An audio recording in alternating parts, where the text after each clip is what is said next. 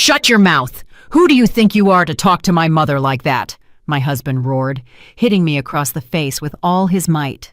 His mother smirked with satisfaction. But what happened 15 minutes later completely blindsided him. Before we continue, please like this video, subscribe to the channel, and let me know in the comments what you think about situations like this. Thank you. And now, please enjoy the story. The silence in our small two-bedroom apartment in the Chicago suburb of Willow Creek was special, fragile, like thin ice on a puddle in early spring. It was composed of the soft, measured breathing of a tiny nose in the crib, the quiet ticking of the wall clock, and the almost imperceptible hum of the refrigerator. Kira Hayes, a young black woman of 28, sat on the edge of the sofa, afraid to move and break the precious harmony. Her son, Micah, was exactly 6 months old. For the past half year, her life had been a series of sleepless nights, endless feedings, and one overwhelming feeling of tenderness, so sharp it sometimes made her want to cry. She looked down at her hands. Instead of the perfect manicure she once took pride in, there were short, trimmed nails and dry skin. Her career as a graphic designer felt like a past life, before maternity leave, before Micah. Now, her main project was this small, squishy bundle, smelling of milk and serenity. The bedroom door creaked open quietly. Her husband, Donovan, stood in the doorway. Tall, fit, and in a perfectly pressed shirt, he looked like a visitor from that other world, the world of offices, meetings, and deadlines. "Is he asleep?" he whispered, tiptoeing toward the crib. "Uh-huh," Kira nodded, rising to meet him. "Just rocked him to sleep. He was fussy for a whole hour." Donovan gently kissed his wife's head. He smelled of expensive cologne and coffee, that scent always associated in Kira's mind with reliability, success, and the Donovan she fell in love with 2 years ago at a corporate party. He was a promising department head at a large tech company. She, a humble designer. Their romance had been fast and beautiful. "You look exhausted," he said, looking closely at her face. "Maybe you should go visit your folks this weekend, rest and catch up on sleep. I can handle Micah myself." "Thank you, but not right now," Kira smiled gratefully. "My mother-in-law just arrived to help out." At the mention of his mother, a shadow of relief flickered across Donovan's face. Veronica, his mother, had arrived a week ago from a neighboring state with the firm intention of whipping the young family into shape. She was an energetic, bossy woman, one of those who always knew best. Her help mostly consisted of criticism and uninvited advice. Kira was either burping the baby wrong, or her stew wasn't rich enough, or she wasn't dusting the corners with enough diligence.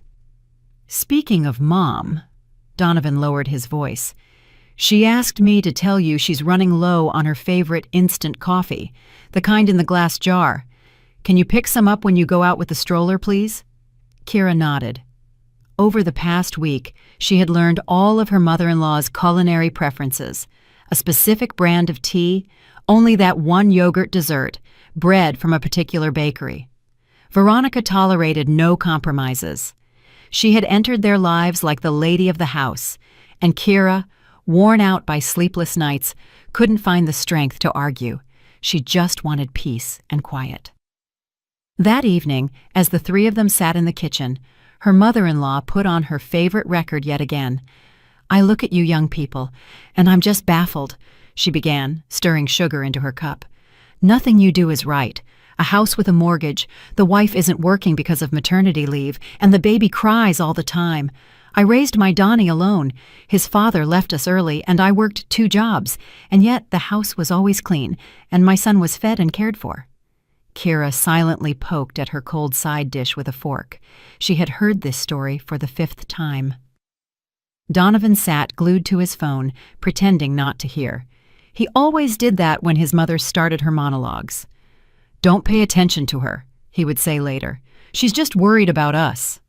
"And you, sweetie, you've really let yourself go," Veronica continued, scrutinizing her daughter-in-law from head to toe. "Thin, pale, bags under your eyes. Is that the kind of wife men like?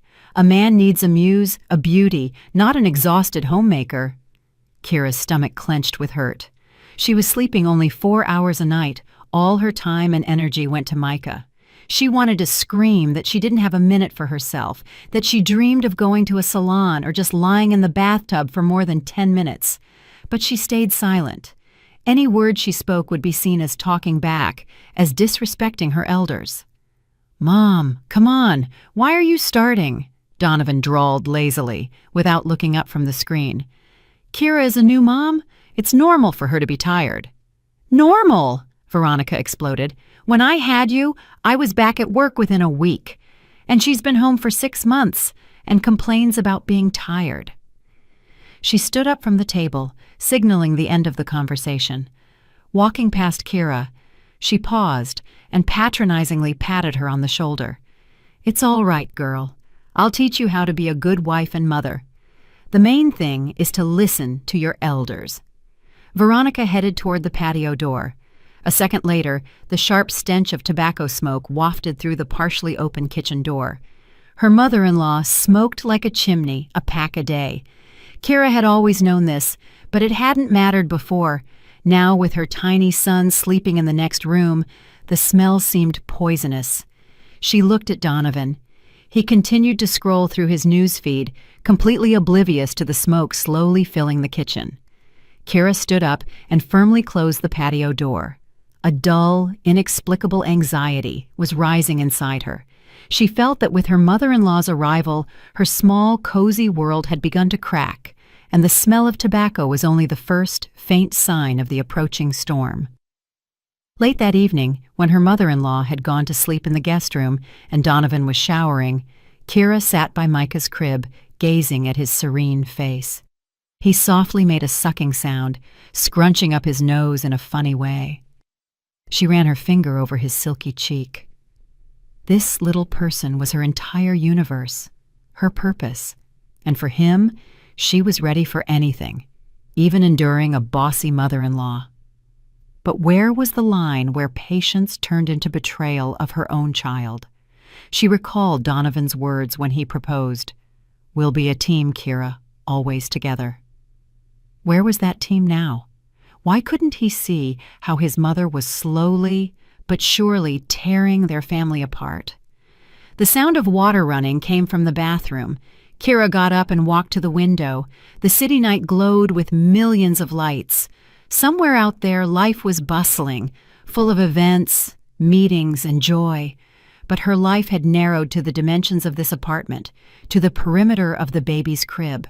And in this small world, an enemy had appeared, poisoning the air, both literally and figuratively. She opened her mother-in-law's suitcase, which was sitting in the hallway, just to check. At the very bottom, beneath a wallet and a keyring, lay a pack of thin cigarettes and a lighter.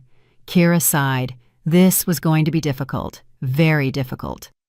The next morning began with the usual routine. Up at 6 a.m., feeding Micah, a quick cup of coffee while the baby cooed in his bouncer. Donovan had left for work early, without even having breakfast. Veronica emerged from her room closer to 10, wearing a silk robe with perfect hair, as if she had slept in a 5-star hotel, not a guest room. "Good morning, sweetie," she chirped, heading toward the coffee maker. "Where is my coffee? The one Donovan asked you to buy." "Good morning," Kira nodded, changing Micah's diaper on the changing table. "I haven't been to the store yet. I haven't had a chance with Micah." Her mother-in-law pursed her lips in displeasure. Her face instantly adopted an expression of offended virtue. "Strange. I thought a husband's request was law to a wife. Oh well, I'll make do with tea today." She poured herself hot water and sat at the table, pointedly ignoring her daughter-in-law. Kira pretended not to notice the subtle jab. She was already used to the fact that her every action or inaction was subject to immediate judgment. Finishing with Micah, she dressed him in a warm jumpsuit and prepared for a walk. "Where are you going?" Veronica called out. "To the park with Micah. I'll stop by for your coffee, too." "Hold on." The mother-in-law rose. "Let me dress him. That cap you put on him is too thin. It's windy out. You'll make the baby sick." "It's fine. A little fresh air never hurt anyone." the mother-in-law snapped. I know better. I raised 2 children. Kira stayed silent. Arguing was pointless. Outside, of course, she changed her son's cap, burying the mother-in-law's prickly creation at the bottom of the stroller. Strolling through the park, she thought about how subtly Veronica was taking over more and more space in their lives. She was already deciding what they would eat for dinner, what time the baby would be bathed, and even what clothes he should wear. And Donovan just waved it off. Mom means well. Don't argue with her. It's not worth the trouble. After the walk, Kira put Micah to sleep in his crib and decided to air out the nursery. She cracked open the window, which faced the patio. The weather was wonderful, smelling of spring and fresh leaves. A few minutes later, she returned to the room to check on her son and froze in the doorway. The air distinctly smelled of tobacco. The scent was coming from the patio. Kira peeked out. Veronica was standing with her back to her, happily taking a drag from a thin cigarette and blowing the smoke toward the open nursery window. "Veronica!" Kira exclaimed, unable to stop herself. Her mother-in-law jumped and turned around. There wasn't a shadow of embarrassment on her face. "What is it? Why are you shouting? You'll wake the baby." "You are smoking right by the nursery window." Kira tried to speak calmly, but her voice trembled. "All the smoke is coming into the room." "Oh, come on," the mother-in-law dismissed her. "The patio is big. It'll air out. Honestly, you're such a delicate flower. Back in my day, we lived in crowded starter homes. You could hang a hat on the smoke in the hallway, and no one got sick. We all grew up healthy." She demonstrably took another deep drag and flicked the butt down, right onto the flower bed beneath the window. "Please, don't do that again," Kira pleaded, feeling the anger boil inside her. "Micah is still tiny. Smoke is bad for him." "What's one little cigarette going to do to him?" Veronica scoffed. "You exaggerate. You mothers always treat your children like delicate treasures." She walked past Kira into the kitchen, leaving a trail of acrid smoke behind her. Kira rushed into the nursery and flung the window wide open. The room needed to be aired out immediately. She looked at the sleeping Micah. He was slightly frowning in his sleep and snuffling anxiously. Her heart squeezed with fear and helplessness. That evening, when Donovan returned from work, Kira decided to talk to him. She waited until her mother-in-law went to watch her favorite show and approached her husband, who, as usual, was sitting on the sofa with his laptop. "Donovan, we need to talk about your mom." "Again?" he sighed, leaning back wearily. "Kira, I worked all day. I'm tired. Can we not do this now?" "No, now," she insisted. "She was smoking on the patio today, and all the smoke went into Micah's room." "So what?" Donovan shrugged. "She wasn't smoking in the room itself." "Donovan, you don't get it." Kira felt tears welling up. "It's dangerous for his health. He's so tiny. He could get lung problems, allergies." "Stop being so dramatic," he interrupted. "Nothing serious is going to happen from one time. Mom is an adult. She can't just quit a 30-year habit at the snap of a finger. You need to be more understanding." He spoke so calmly, so casually, as if the issue were merely his mother forgetting to turn off the bathroom light. "But he's our son!" Her voice broke into a shout. "Don't you care?" "Of course I care." He raised his voice too. "But my mother is family too. She came here to help us, and instead of gratitude, you grill her and lecture her. She already complained to me that you're picking on her." "I'm picking on her?" Kira couldn't believe her ears. "I'm just asking her not to poison our child." "You know what?" Donovan slammed his laptop shut. "You two figure it out. I don't want to be caught between the two of you.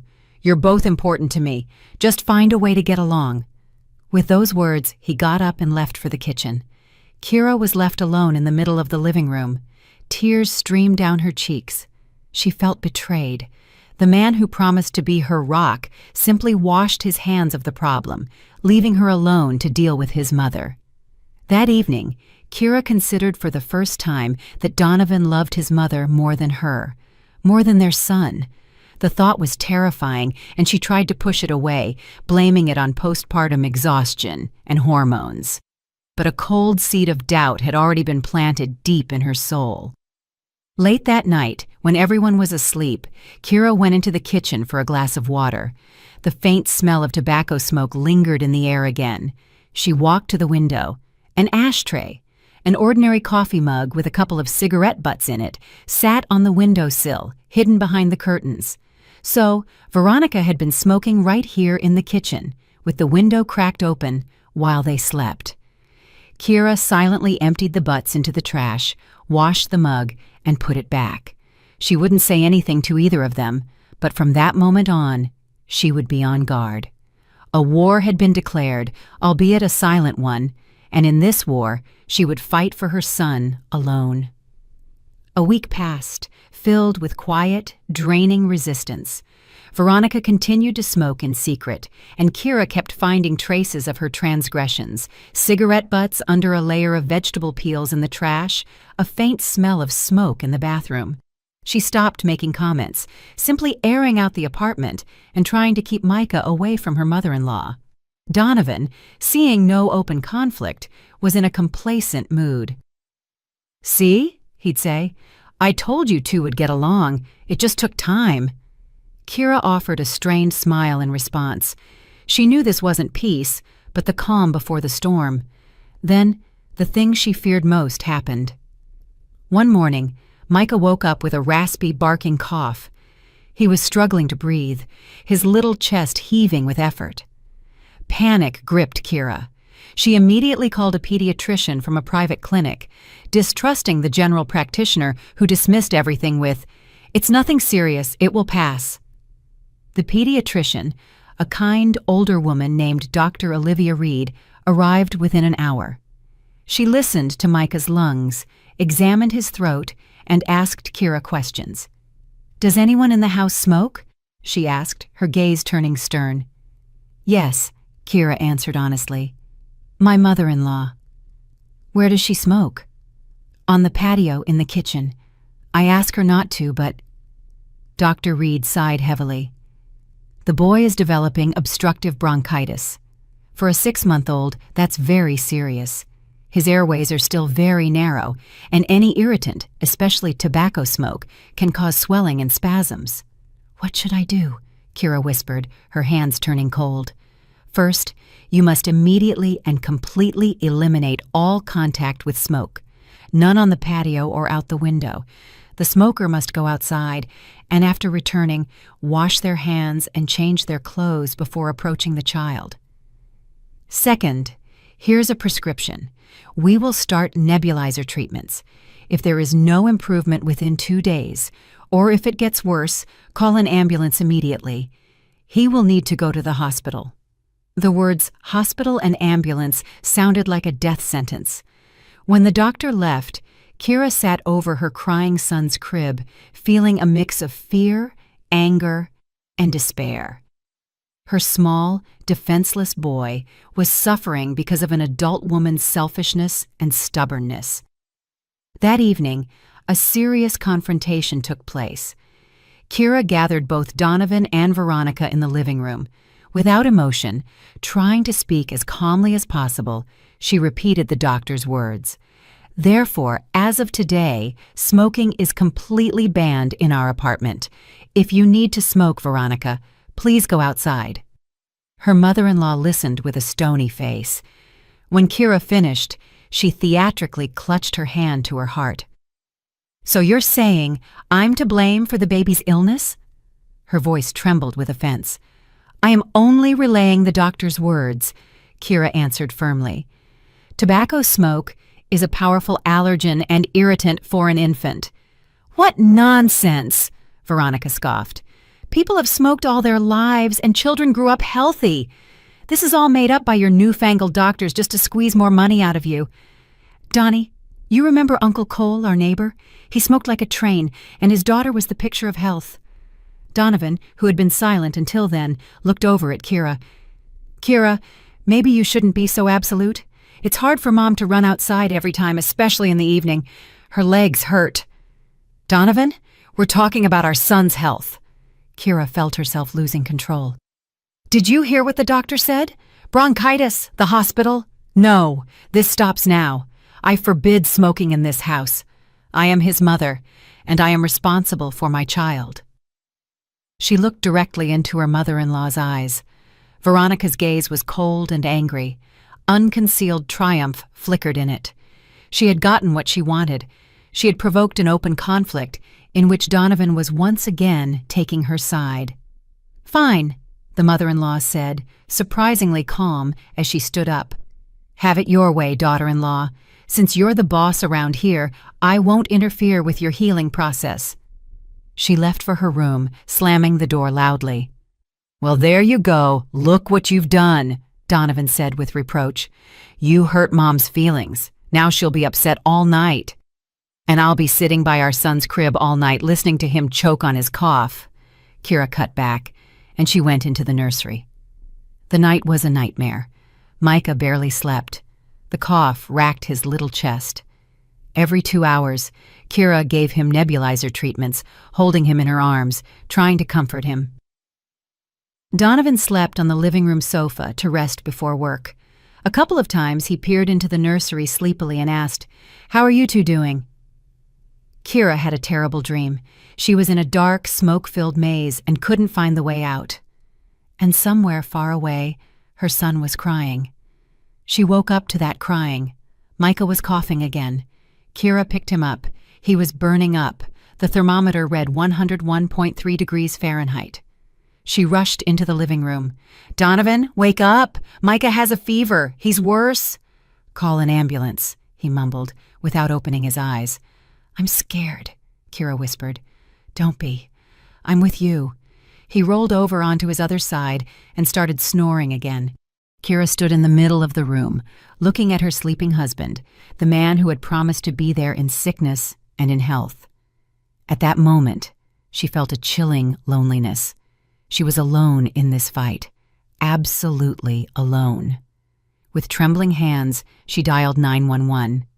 15 minutes later, she and Micah were on their way to the hospital. Donovan never woke up, and Veronica didn't even leave her room. The hospital corridors smelled of antiseptic and anxiety. Kira and Micah were admitted to an isolation room in the pediatric unit.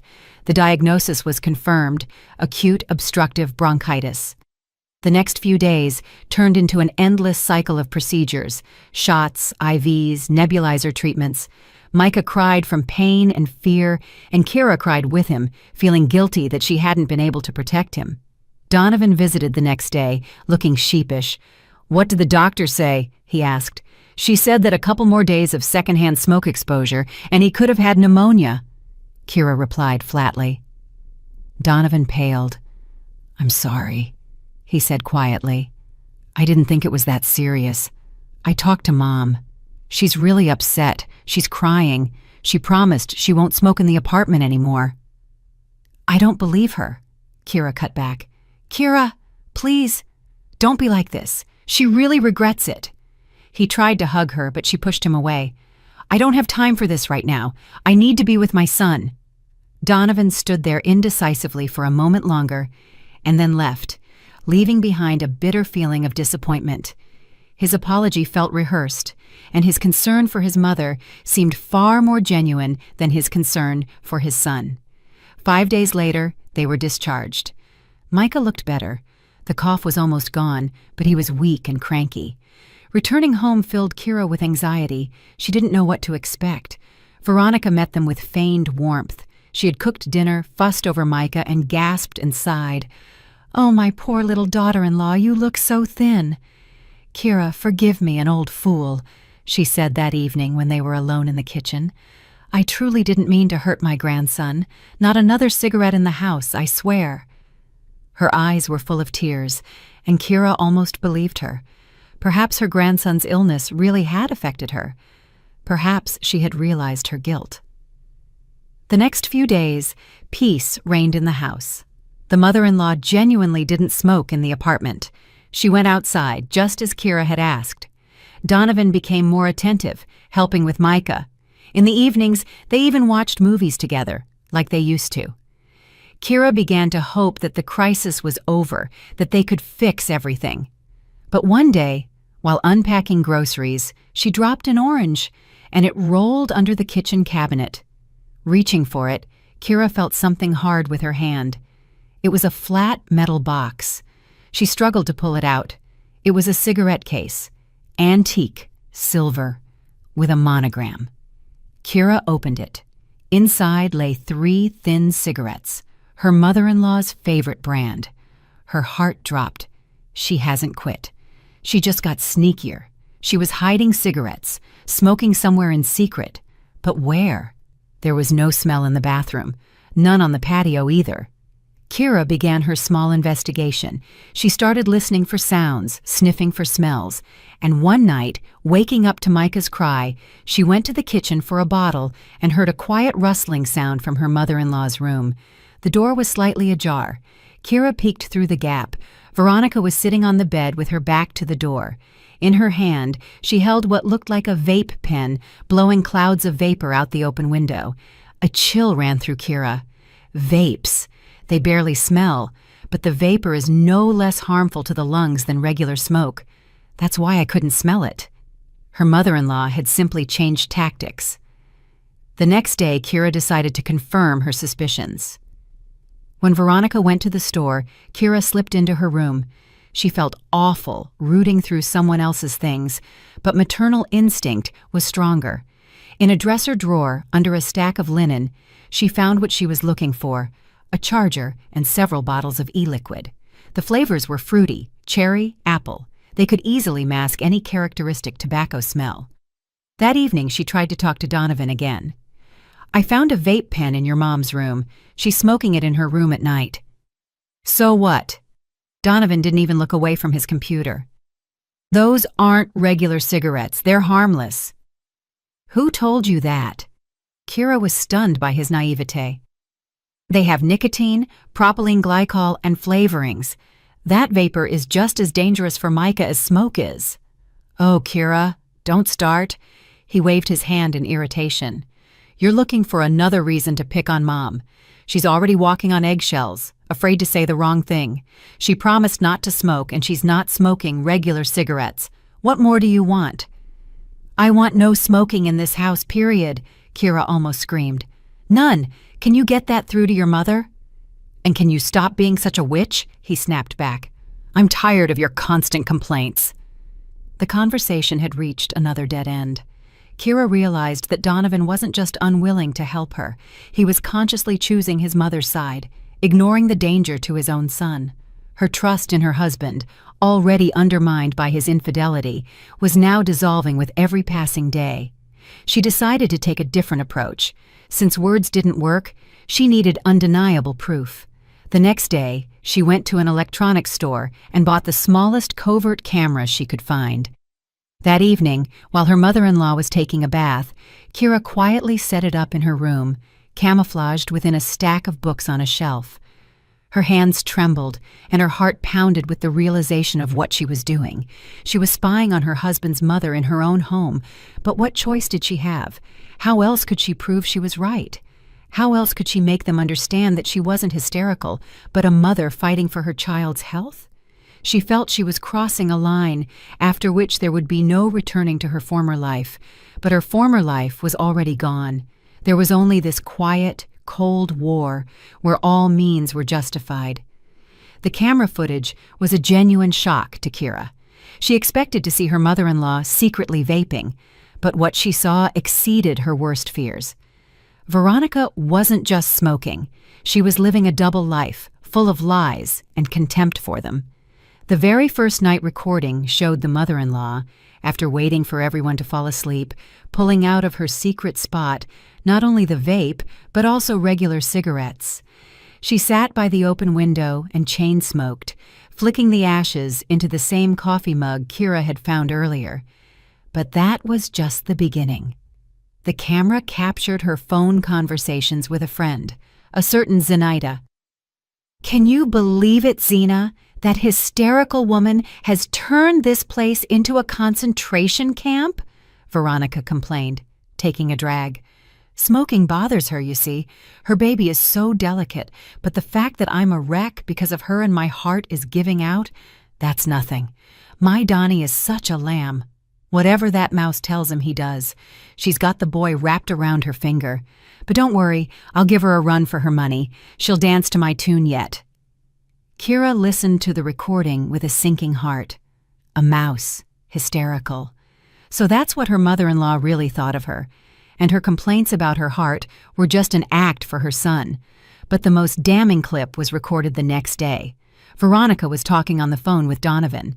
Kira recognized her husband's voice, even though it sounded muffled. "Son, I can't take this anymore," the mother-in-law said in a tearful voice. "Kira is absolutely tormenting me. Today she claimed that my perfume gives Micah an allergy and demanded that I stop wearing it. Can you believe it? I told her they were expensive French perfumes, and she said, 'You smell like an old chest of drawers.'" Kira went cold. She had said nothing of the sort. She hadn't even mentioned the perfume. It was a brazen, monstrous lie. "Mom, don't worry about it," Donovan's voice came from the speaker. "You know she has postpartum depression. That's why she's nitpicking everything." "Postpartum depression?" Veronica sobbed. "It's not depression. It's a mean streak. She simply hates me and is turning you against me. I feel like I'm losing you, son." "Mom, don't cry." Donovan's voice became soft and comforting. "You will never lose me. I'll talk to her tonight. I'll put her in her place." Kira turned off the recording. She was shaking. So this was how it worked. Her mother-in-law was methodically and coldly destroying her reputation in her husband's eyes, inventing non-existent slights, playing the victim, and acting out dramas. And Donovan, her husband, her team, believed her every word. He didn't just believe her, he was ready to put his own wife in her place to appease his mother. The scale of the betrayal was much deeper than she could have imagined. It wasn't just about the cigarettes. It was about total disrespect, the insidious game her mother-in-law was playing behind her back, and Donovan's blind, infantile devotion to his mother. She played the recording further and saw what finally killed all hope in her. During the day, while Kira and Micah were out for a walk, Veronica went into their bedroom. The camera in her room partially captured the hallway. The mother-in-law opened Kira's closet and started sifting through her things, wrinkling her nose in disgust. She pulled out a new silk dress that Kira had bought before pregnancy and never worn. She held it up to herself, twirled in front of the mirror, and then threw it on the floor and stepped on it with her heel. Then she took a bottle of Kira's favorite perfume from the vanity, the same one Donovan had given her for their wedding anniversary, and poured half of it down the bathroom sink. Kira watched the screen, unable to breathe. This was not just a petty, spiteful act. It was an act of pure, unadulterated hatred. Why? What did I ever do to her? Why did I deserve this treatment? The answer was simple and awful, simply for existing, for taking her son away, for becoming the lady of the house. Kira saved all the video files onto a flash drive and hid it. Now she had proof. But what should she do with it? Show Donovan? Start a huge fight? She imagined the scene. She shows him the video of his mother pouring out her perfume. And what would he say? Mom got carried away. She's stressed. Or worse yet, he would accuse Kira of staging it all herself to defame his saintly mother. No, she needed to act differently, more subtly, more strategically. Her enemy was cunning and manipulative, which meant Kira had to become the same. That evening when Donovan returned from work, he was moody and dark. He silently went to the kitchen, poured a glass of water, and said, without looking at Kira, "Mom said you forbade her from using her perfume." Kira calmly washed the dishes. She was prepared for this conversation. "I didn't say that," she answered in a steady voice. "Don't lie." He slammed the glass on the counter. "Mom never lies. She said you called her an old chest of drawers." "And you don't entertain the thought that your mother might be lying?" Kira turned to him. "My mother?" He laughed a bitter, angry laugh. "She dedicated her whole life to me. And who are you? You came into our family a year ago and are already trying to establish your own rules and turn me against the person closest to me."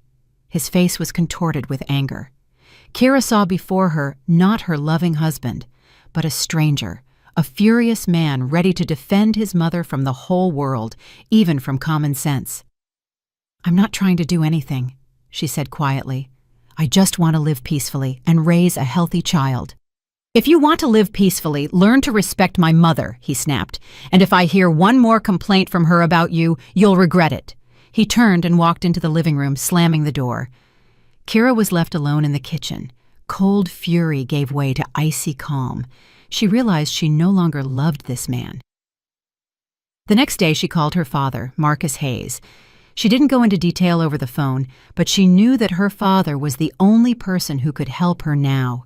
Not just comfort her, but help her devise a plan to save herself and her son from this viper's nest. Marcus arrived the next day while Donovan was at work. Kira met him at the door, and he understood everything instantly from her drawn face and dull eyes. "Start talking," he said, walking into the kitchen and sitting at the table. Kira silently put her laptop down in front of him and inserted the flash drive. "Just watch, Dad." They watched all the recordings together. Marcus watched in silence, only the muscles in his jaw twitching.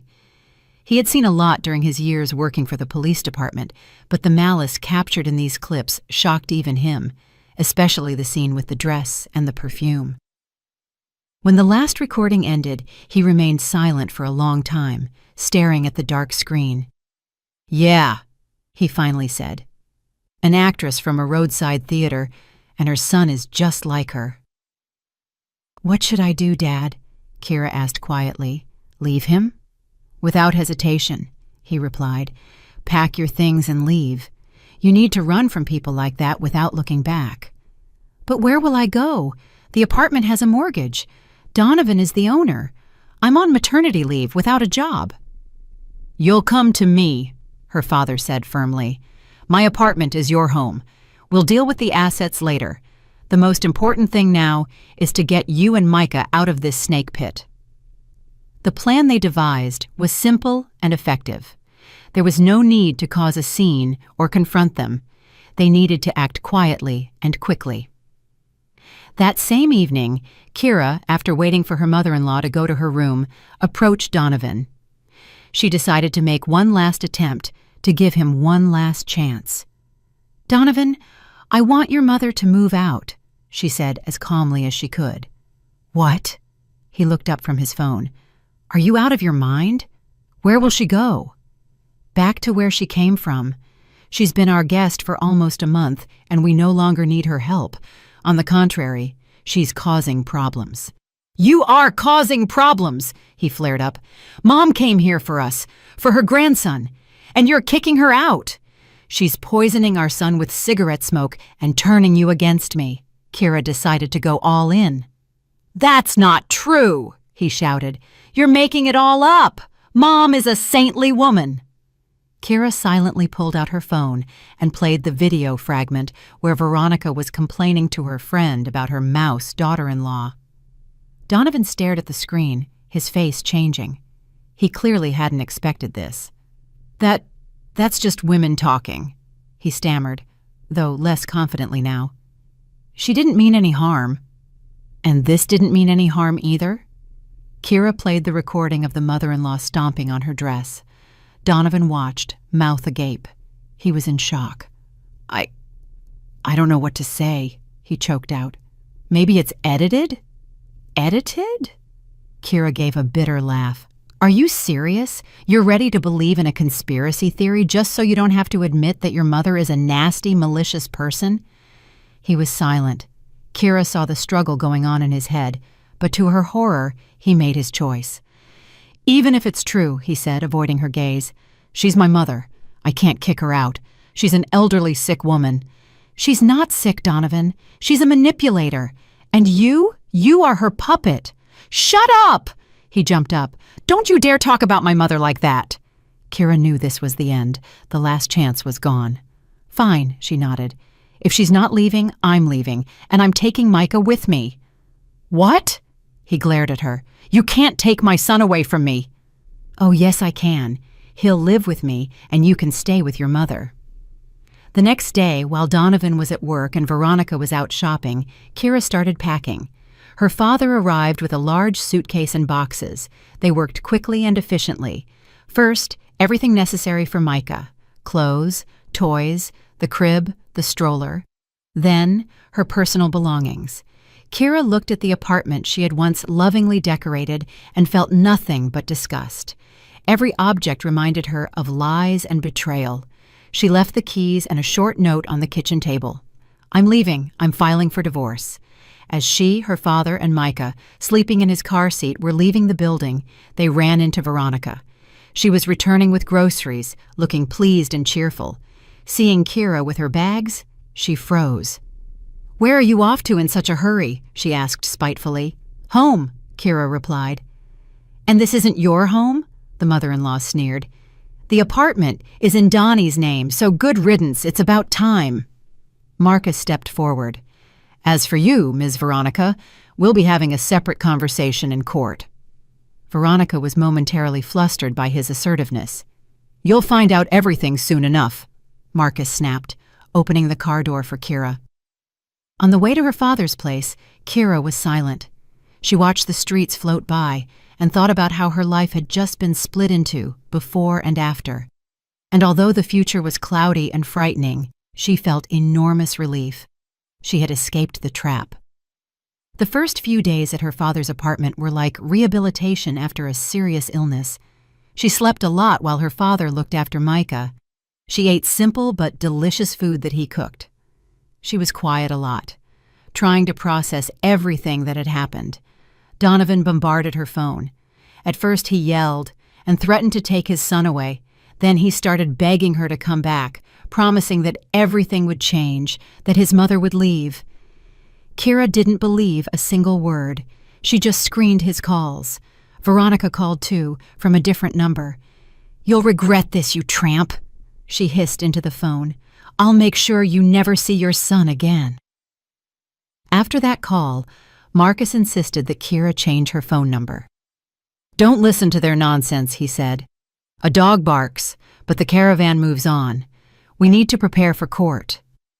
They hired a good family law attorney, a woman with the reputation of a bulldog named Attorney Jordan Clark. After reviewing the video recordings and hearing Kira's story, she confidently stated, "This is a winnable case. We'll get the divorce quickly. There won't be any trouble determining the child's residence. He's an infant. The court almost always grants custody to the mother." "The apartment will be trickier," she warned. It turned out that even though the apartment was in Donovan's name, Kira had the right to half of the equity paid into the mortgage during their marriage. "They'll argue that his mother made the down payment," Jordan cautioned, "but we have an ace up our sleeve." "What is it?" Kira wondered. "Emotional distress and battery. That slap is domestic violence. We can file a separate civil lawsuit that will weaken their position and make them more willing to settle the property division." Kira hesitated. She didn't want to air all the dirty laundry, but her father insisted. "He laid a hand on you. That is a crime. He has to face the consequences." And Kira agreed. She realized this wasn't about revenge.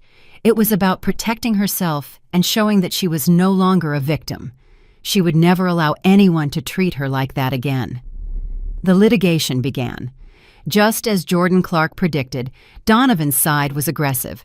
His attorney, a slick man in an expensive suit, tried to portray Kira as an unbalanced, vengeful woman who had provoked the conflict herself and was now trying to fleece his client. Veronica, called as a witness, put on a theatrical performance in the hearings. She cried, clutched her heart, and told the court how her daughter-in-law had humiliated and insulted her. "She called me an old hag," she sobbed, wiping her eyes with a handkerchief. "She forbade me from seeing my grandson." Kira sat next to her attorney, listening to the lies with strange composure. After what she had seen in the videos, nothing could surprise her anymore. Donovan behaved differently in court. He didn't yell or accuse. He sat looking like a beaten dog, casting pleading glances at Kira. He tried to elicit pity, guilt, but Kira was resolute. She looked right through him, remembering his shout and the hand raised to strike her. Parallel to the divorce and property division, the battery case was proceeding. Kira had undergone a medical examination immediately after leaving her husband. The bruise on her cheek had been documented. Donovan faced a fine and administrative arrest. This made him noticeably nervous. The pressure from the Hayeses increased. They started an information war. Veronica called all their mutual acquaintances, telling her version of events. She described Kira as an ungrateful shrew who had married for money and was now trying to leave her son with nothing. Some people believed her. A few of Kira's friends from Donovan's company cut ties with her. She was hurt, but not broken. She knew her real friends stayed with her. She also started feeling pressure from the client on that one freelance project she was trying to finish. He urgently demanded revisions, threatening penalties. Kira was torn between court dates, caring for Micah, and work. Sometimes she felt her strength was running out. One of those evenings, after putting her son down, she was sitting in her father's kitchen, staring into space. "Tired?" Marcus asked quietly, sitting across from her. "Very," she admitted. "Sometimes I just want to give up and agree to their terms." "Never," her father said firmly. "Do you hear me? Never give up. That's exactly what they want. They want to wear you down, to make you throw in the towel. But you are stronger than them, Kira. You will get through this." His certainty was contagious. She drank a hot cup of tea and returned to work. She would prove to all of them that she wasn't broken. A week after the latest court hearing, Donovan cornered her outside her father's building. "Kira, we need to talk," he said, blocking her path. "We have nothing to talk about." She tried to walk around him. "Listen." He grabbed her arm. "Withdraw the battery complaint, please. I'll have problems at work if I have a conviction." "You should have thought of that sooner," Kira answered coldly, pulling her arm away. "I'll make it up to you," he said quickly. "I'll give you the whole apartment. Just withdraw the complaint." Kira stopped. This was unexpected. "What do you mean, give me the apartment?" "I mean, we'll sign a settlement agreement. The apartment stays with you and you drop all claims, including the civil suit for battery." The offer was tempting. Her own apartment, the end of the lawsuits, the start of a new life. "I'll think about it," she said. That evening, she discussed it with her father and her attorney. Jordan Clark was skeptical. "It's too generous. There's a catch. He's not afraid of a fine. He's afraid of something bigger. Maybe a conviction could affect his career advancement or getting a loan." "And if we agree, will he go back on his word?" Kira asked. "We'll formalize everything legally, a settlement agreement approved by the court. He won't be able to back out of it." Her father was also in favor. "The apartment is a good guarantee for your and Micah's future. Let him live with his fears. Punishment isn't always jail. Sometimes it's the loss of everything you held dear." Kira agreed. She wanted to end this agonizing saga as quickly as possible. Jordan contacted Donovan's attorney, and they began preparing the settlement documents. Kira almost believed that everything would soon be over, but she had underestimated her mother-in-law's cunning. The day before the signing, Veronica called her. "Well, did you get what you wanted?" Her voice dripped with venom.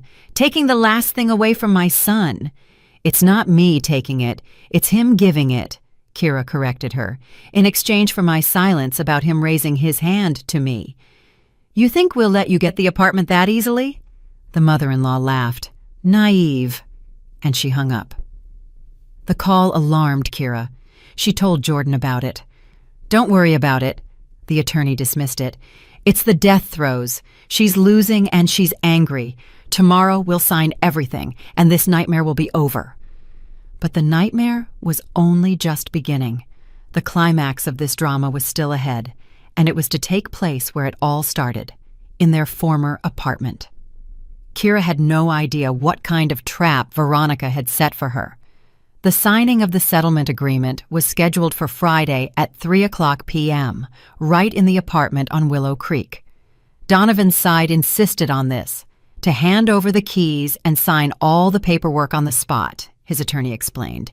Jordan found it strange, but agreed, warning Kira to be on guard. Kira arrived with her father.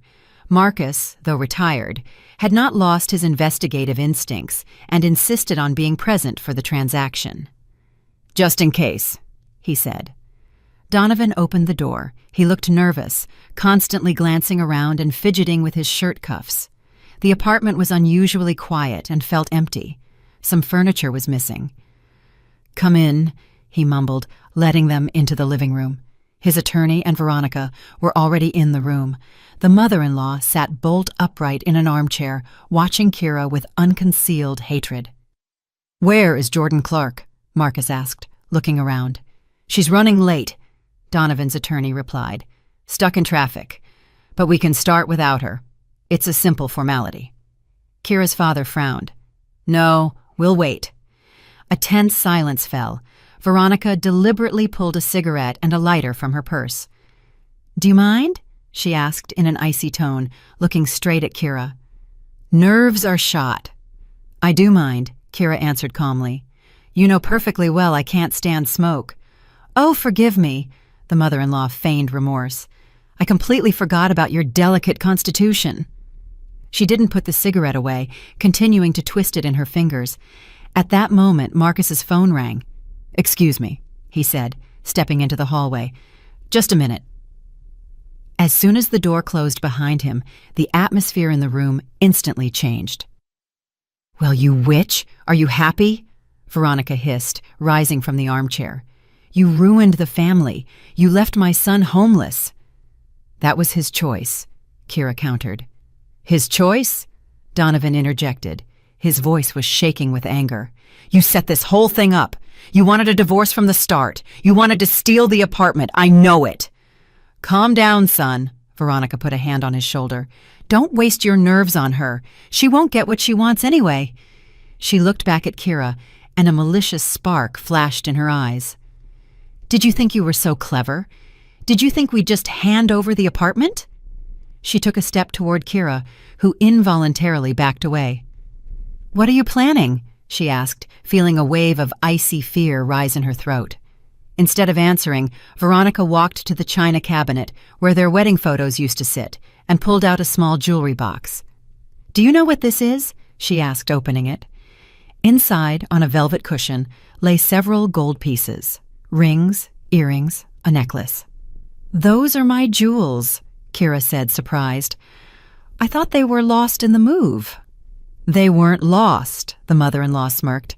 "They were waiting for their moment." With those words, she walked to the window, flung it open, and shouted, "Help! I'm being robbed!" and threw the jewelry box into the street.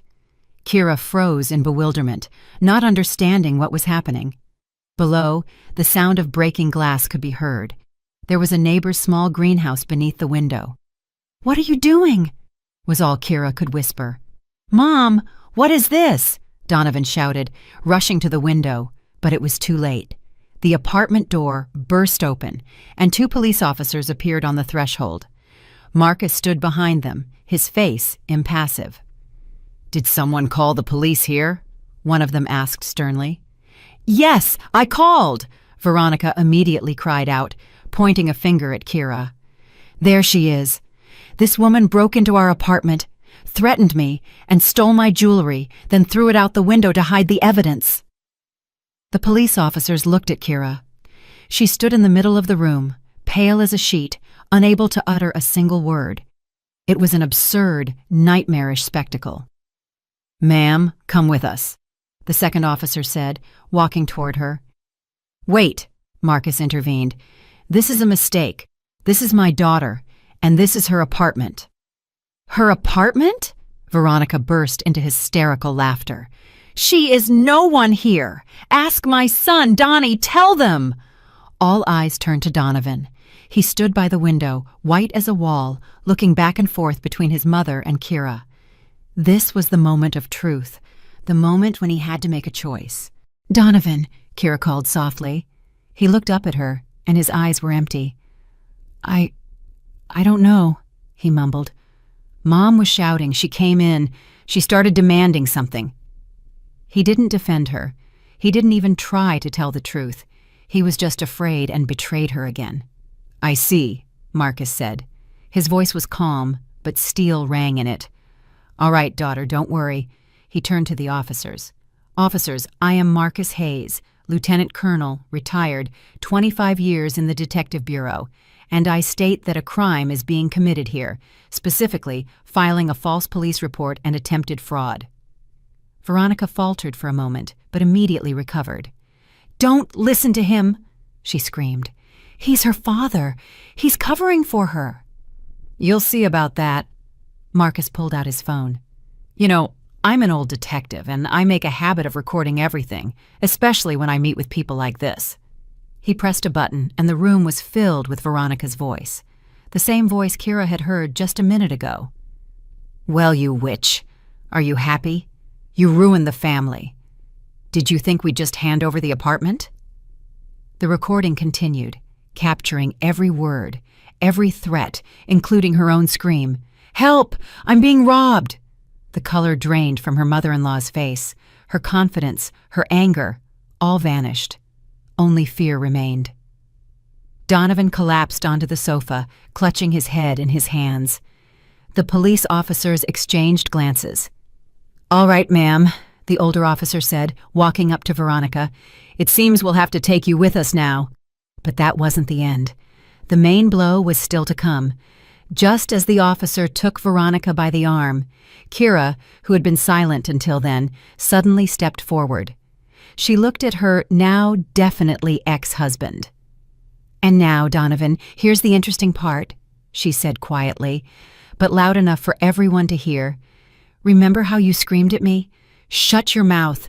Who do you think you are to talk to my mother like that? He raised a haunted gaze to her. Well, I am Kira Hayes, the woman you betrayed, the mother of your son, and the owner of this apartment. And you know why? She pulled a folded piece of paper from her purse and handed it to him. Because your elderly, sick mother, it turns out, signed a quitclaim deed to this apartment to you 15 years ago. And anything given as a gift before a marriage is not divisible in a divorce.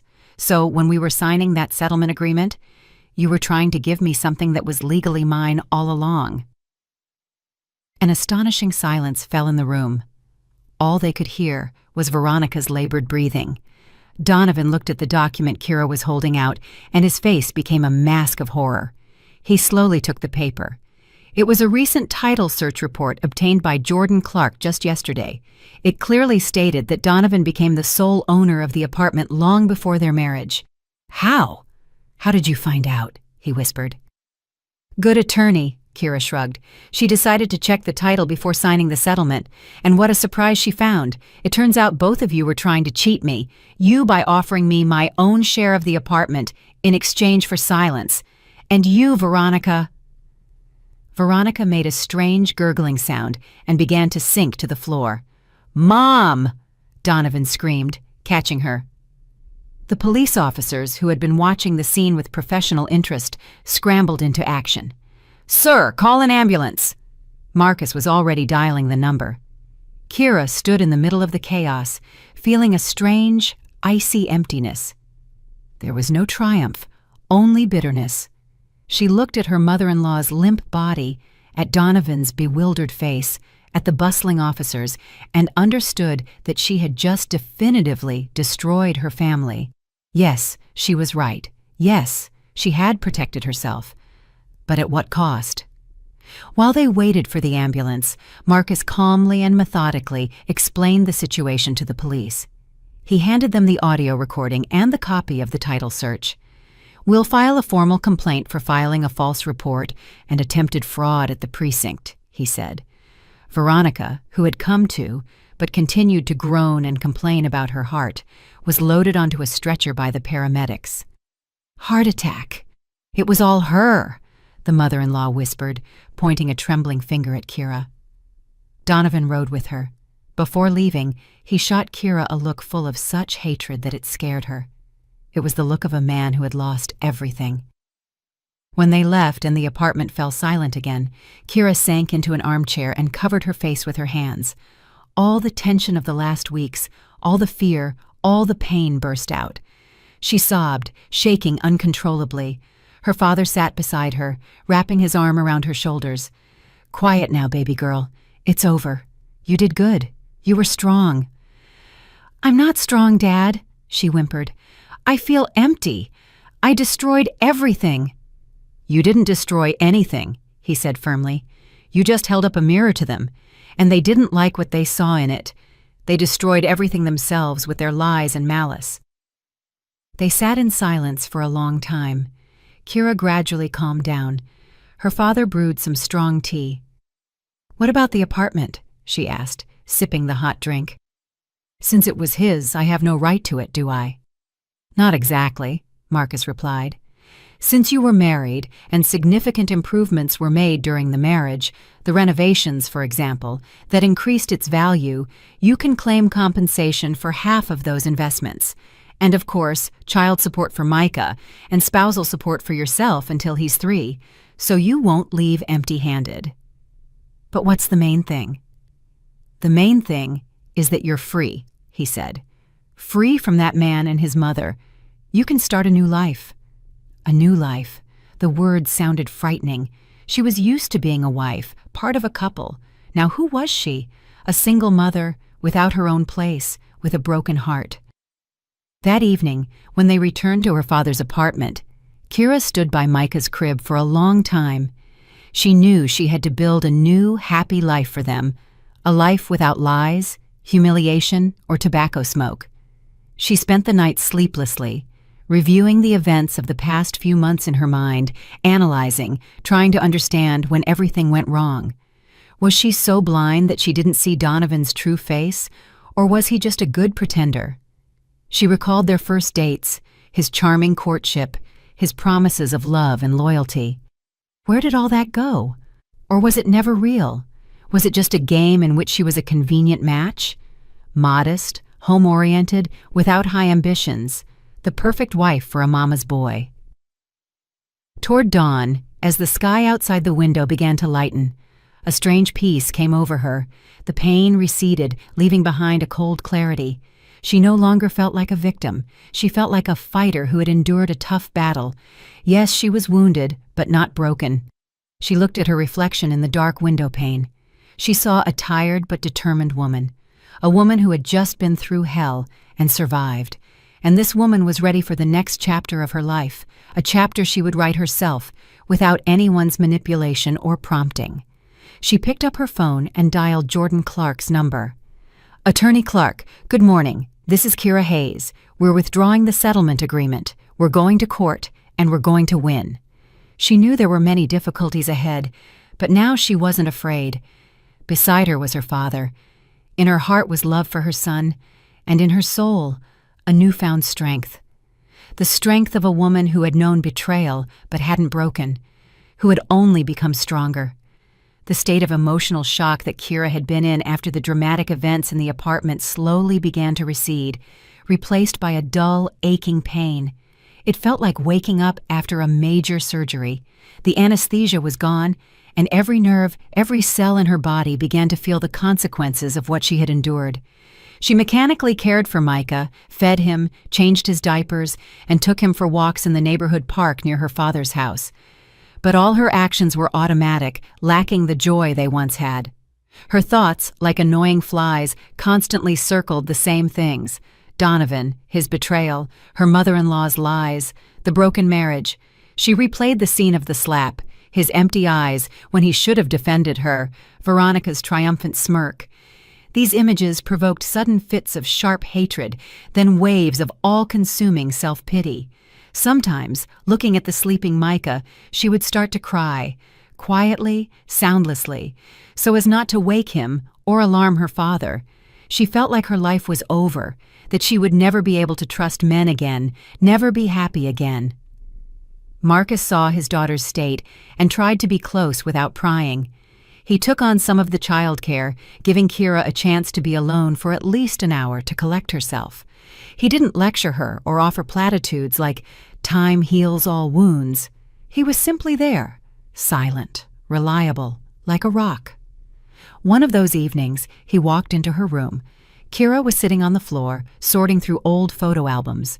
The yellowed pictures showed her parents, young and happy. Here they were at a protest, here at a picnic. Here he was holding newborn Kira. "Your mother was a very strong woman," Marcus said quietly, sitting beside her. "I know," Kira whispered, staring at a photo of her mother laughing and pushing her on a swing.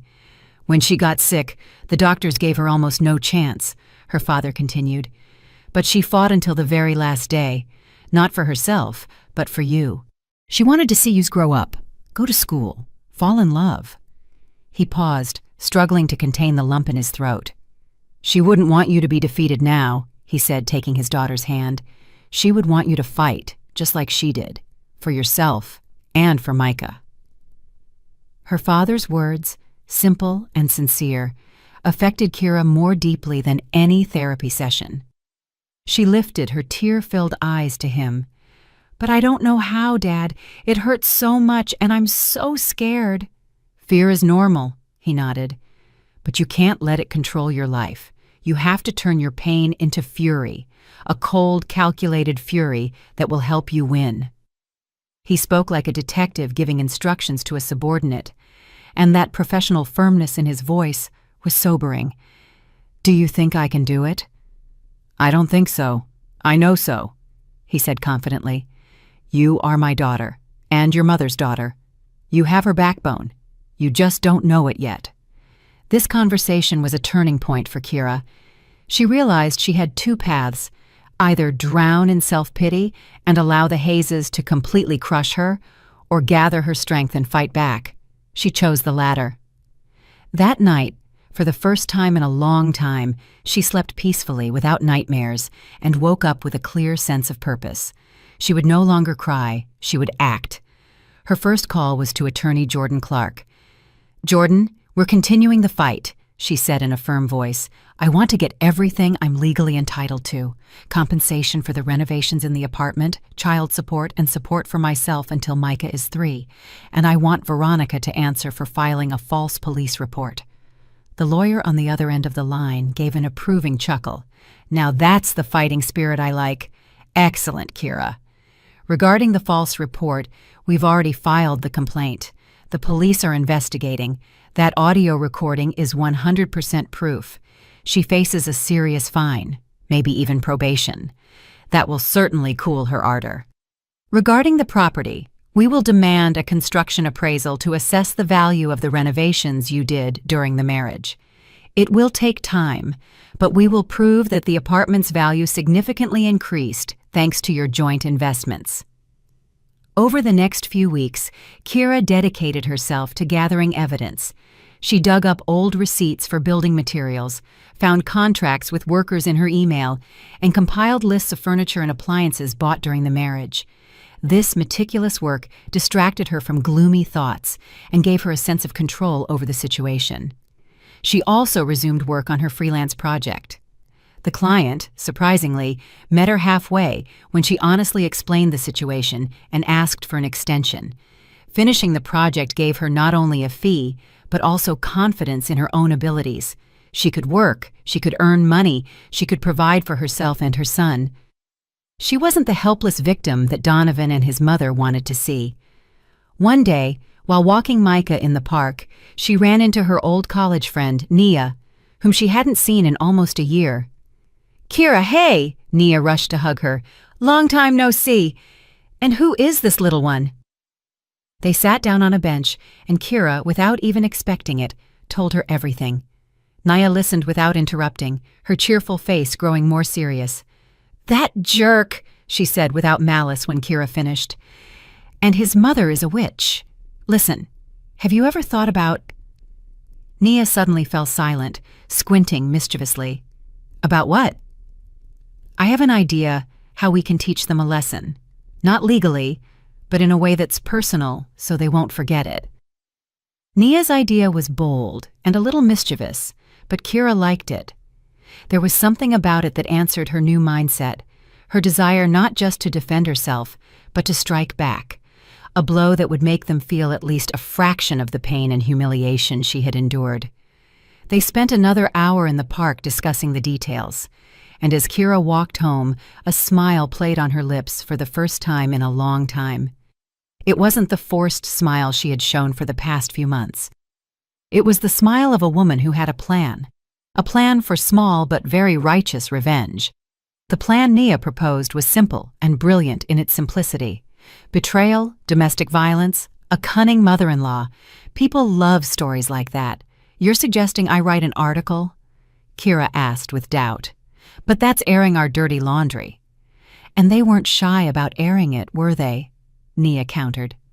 The idea was to write an anonymous story based on the events of Kira's life, changing the names and some details, but keeping the core of the drama: a tyrant husband, a manipulative mother-in-law, the story of the slap, the setup, the theft, and the house deed.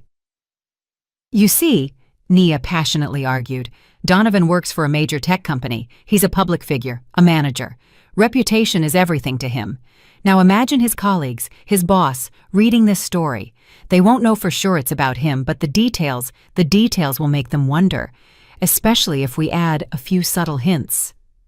The hints were subtle, but recognizable to those in the know, Nia assured her. Kira, this isn't revenge, it's self-defense. You have to show him you're not afraid anymore.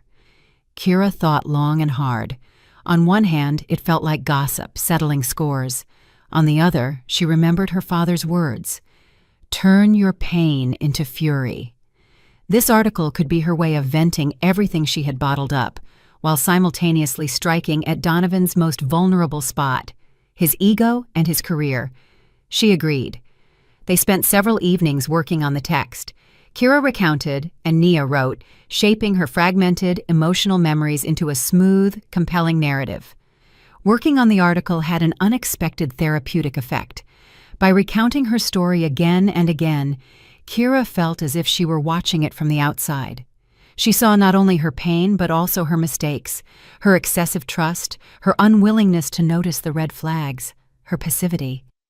I was so foolish, she said one day, finishing the account of yet another humiliation. No, you weren't, Nia reassured her. You were in a bad situation. Now you're taking back your power.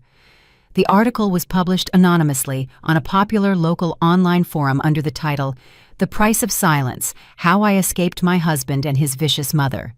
It went viral almost instantly. The comment section exploded.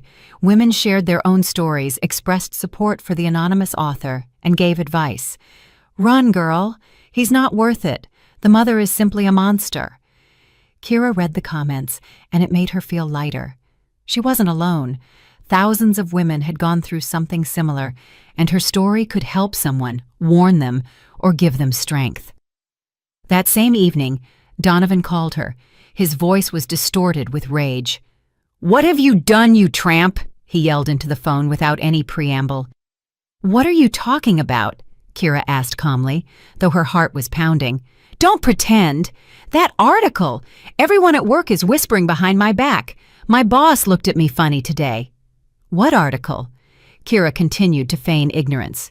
"I don't read local forums. I have other things to worry about." You did this deliberately," he choked on his anger.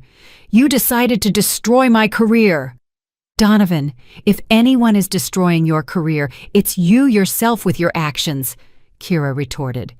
"And if you recognized yourself in an anonymous story, maybe you should think about why." And she hung up. An hour later, Nia called. "Well, any reaction yet?" "Oh, yeah," Kira chuckled. "He called, yelled, and accused me." "Perfect," Nia said, pleased. "We hit the target. Stay strong, girl. He'll be even angrier now." Nia was right.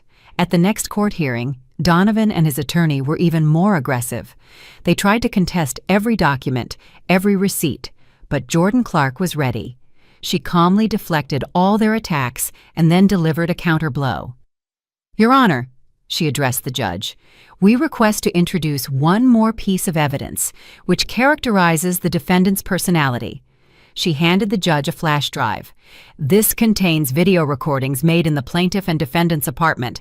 They clearly demonstrate the psychological atmosphere my client was living in." Donovan's attorney jumped up. "Objection! This is illegal recording, an invasion of privacy." "The recording was made in my client's own apartment," Jordan countered, "for the purpose of protecting the health of her minor child. And as for privacy, there is a lot of interesting content on these recordings. For example, how Veronica Hayes smokes in close proximity to an infant, how she talks about her daughter-in-law, and how she damages my client's property." The judge frowned and took the flash drive. "The court will review these materials. The session is adjourned." When they left the courtroom, Donovan rushed up to Kira. "You have recordings?" he hissed. "You were recording us?" I have evidence of everything you both did, Kira answered calmly. You'll regret this, he muttered, and quickly left, catching up with his mother, who looked terrified. A few days later, Donovan called again. His tone was completely different, tired and defeated. Kira, let's just end this. What does that mean? I agree to your terms. Compensation, child support, everything you want. Just take those recordings out of play. Don't let them be used. If my boss sees them... And why should I believe you? Kira asked. Because I'm tired, he answered honestly. I'm tired of this war. Mom nags me every day. There are problems at work. Now these recordings, too. Kira was silent. She felt no malice, only fatigue and a slight distaste. I'll talk to my attorney, she finally said. Jordan Clark was against it. We shouldn't back down. We need to squeeze them. I don't want to prove anything anymore, Kira replied. I just want to live. If he's ready to sign an agreement on our terms, let's do it. I want to turn this page as soon as possible. They drafted a settlement agreement. It included all the points, the amount of compensation for her share of the apartment, the exact amount Jordan had originally calculated, the amount of child support for Micah and spousal support for Kira, and a schedule for Donovan's visitation with his son, and, as a separate clause, Donovan's obligation not to obstruct the sale of the apartment and to pay the compensation within 1 month after the sale. Donovan signed everything without looking. It seemed he was ready to do anything to keep those video recordings from seeing the light of day. The signing of the final agreement and its approval in court went surprisingly smoothly. Donovan was silent and sullen. Veronica did not appear at the hearing, citing poor health. When the judge announced that the marriage was dissolved and the agreement approved, Kira felt an enormous weight lift from her shoulders. It was over. She left the courthouse on shaky legs. A light autumn rain was falling outside.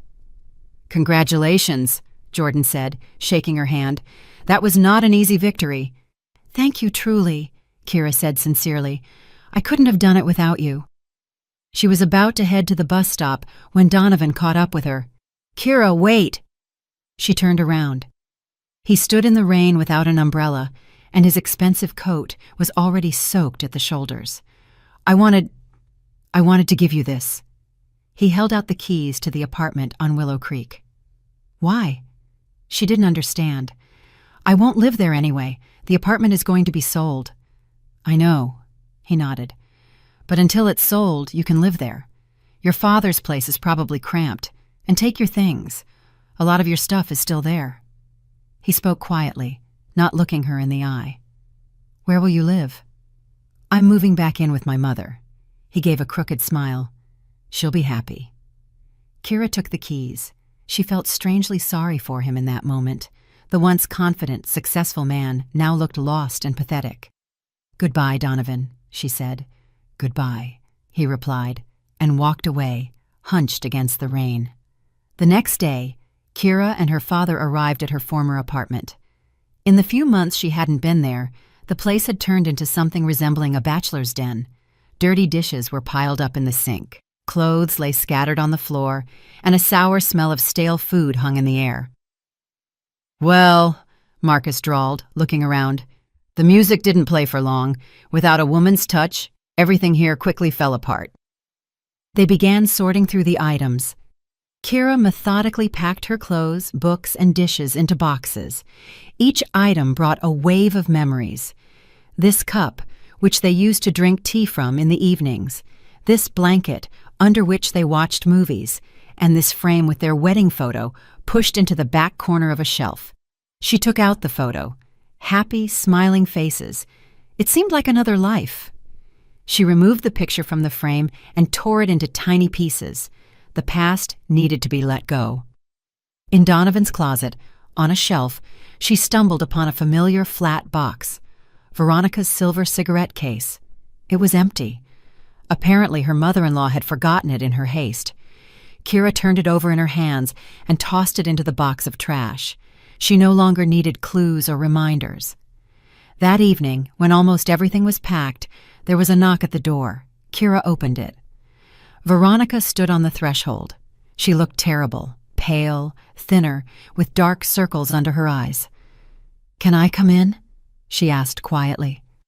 "Why?" Kira asked guardedly. I wanted to talk." Kira hesitated but let her in. Marcus, who had come out of the room at the sound, silently stood in the doorway, ready to intervene at any moment. "I came to apologize," Veronica said, not looking at Kira. "I was wrong about everything." It was so unexpected that Kira was taken aback. I don't know what to say." "You don't have to say anything." The mother-in-law raised her eyes, and Kira saw tears in them. "Just listen. I was always afraid of being alone.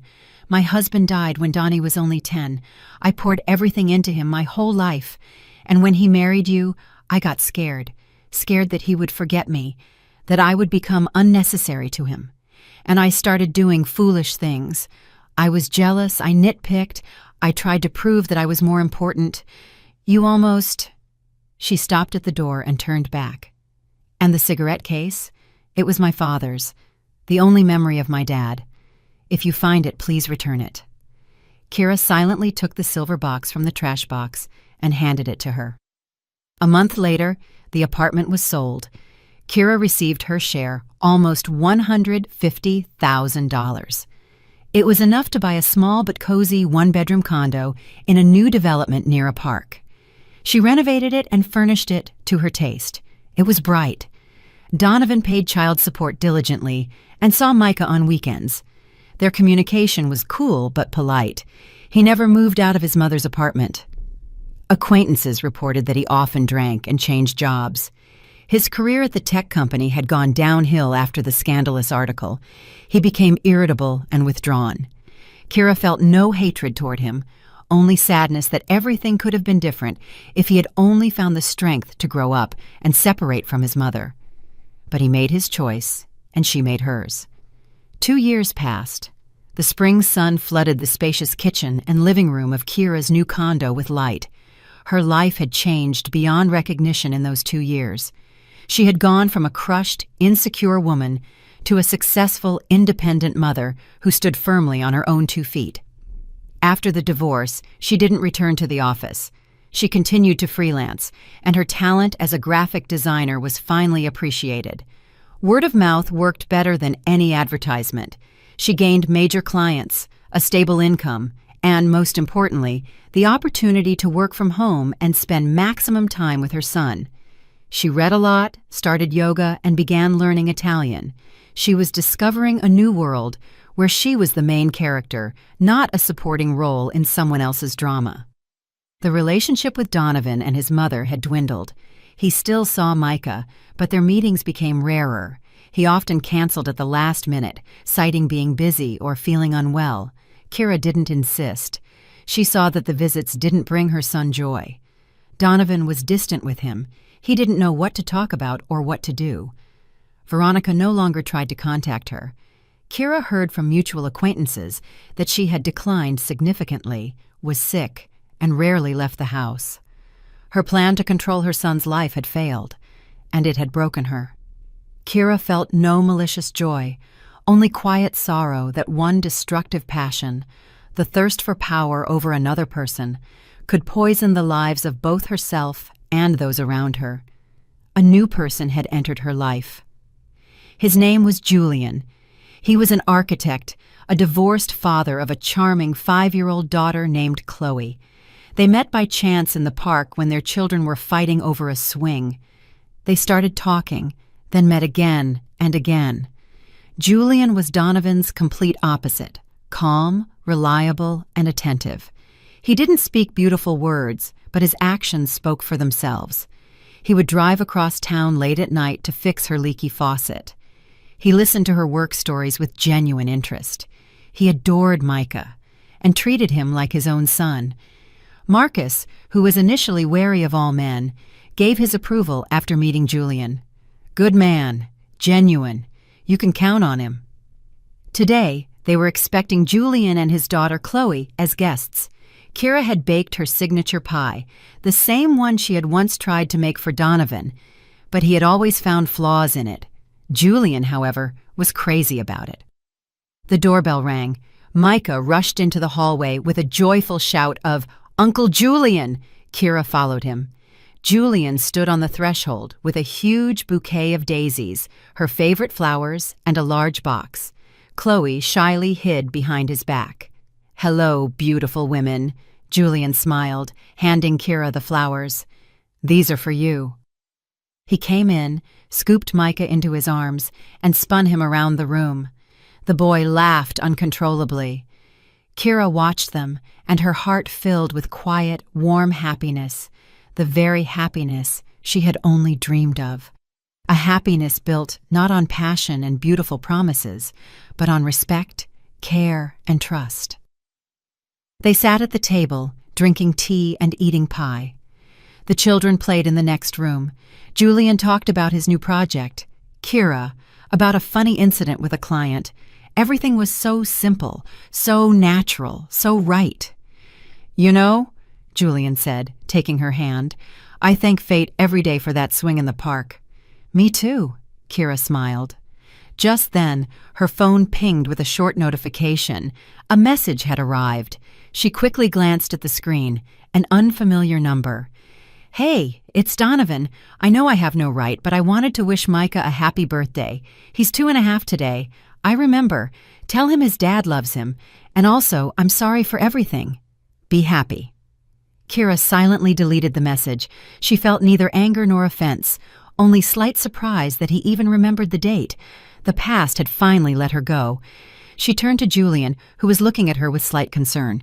"Everything okay?" "Yes," she nodded. "Everything is just wonderful." She leaned her head against his shoulder, listening to the children's laughter from the next room, and thought about how winding and unpredictable the road to happiness can be. Sometimes you have to go through betrayal to learn to value loyalty. Sometimes you have to know pain to find true joy. Sometimes the darkest night comes right before the dawn. Her dawn had arrived, and she knew that a long, bright, and happy day lay ahead of her. Dear friends, thank you for being with me and listening to my story to the end. I hope it helps some of you who find yourselves in a similar situation to find the strength within yourselves and never give up. Remember that you deserve respect and happiness. Never let anyone convince you otherwise. If you liked my story, please subscribe to the channel, give it a thumbs up, and share your thoughts in the comments. Your support means a lot to me.